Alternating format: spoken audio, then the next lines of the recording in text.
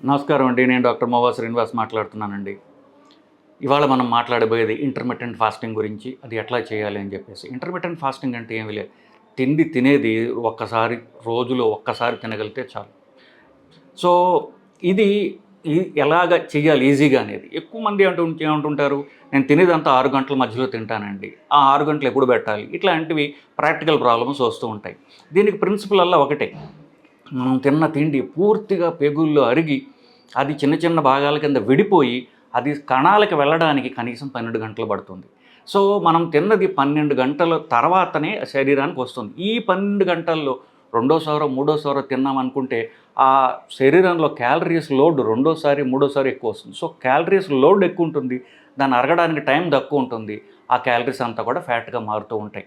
So, ఇప్పుడు మనకు 12 గంటల దాకా తినకుండా ఉన్నట్లయితే శరీరము ఎనర్జీ కోసం ఏం చేస్తుంది? తన ఫ్యాట్‌ని అదే కరిగించుకుంటుంది. సో, దీని వలన బరువు తగ్గడం జరుగుతుంది. ఫ్యాట్ తగ్గితే, ఫ్యాట్ వల్ల బరువు తగ్గితే షుగరు, బీపీ, అధిక కొలెస్ట్రాలు, తద్వారా వచ్చే కాంప్లికేషన్స్ హార్ట్ అటాక్‌లు, పక్షవాతాలు ఇవన్నీ కూడా మనం తగ్గించుకునే అవకాశం ఉంటుంది. సో, ఈ 12 గంటల రోజులో ఎక్కడ వస్తుంది మనకి? రాత్రిపూట వస్తుంది. రాత్రిపూట 8 గంటలు అందరూ పడుకుంటారు. సో, ఇంకొక 2, 3 గంటలు అటుగా మనం కొంచెం జరపగలిగితే 12 గంటలు అయిపోతుంది. 12 గంటల తర్వాత రాత్రి పడుకున్న తర్వాత పొద్దున్న 8 దగ్గర మనం ఏం తింటాం? పొద్దున్న టిఫిన్ తింటాము.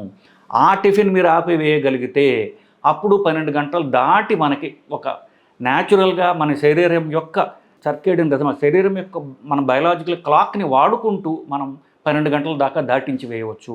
అలా చేసినట్లయితే మనకి ఈజీగా ఉంటుంది. కొంతమంది అంటారు, నేను పొద్దునుంచి సాయంత్రం లోపల 2 సార్లు తినేస్తానండి. మధ్యాహ్నం నుంచి తర్వాత మధ్యాహ్నం దాకా నేను తినకుండా ఉంటా. మంచిదే. కానీ మీరు ఎక్కువ కష్టపడుతున్నారు కదా! పగటిపూటంతా ఖాళీ కడుపున ఉంటున్నారు కదా! అదే మీరు పొద్దున్న బ్రేక్‌ఫాస్ట్ ఆపివేసినట్లయితే న్యాచురల్‌గా పెద్ద కష్టపడకుండా మీరు గడిపేసేయవచ్చు.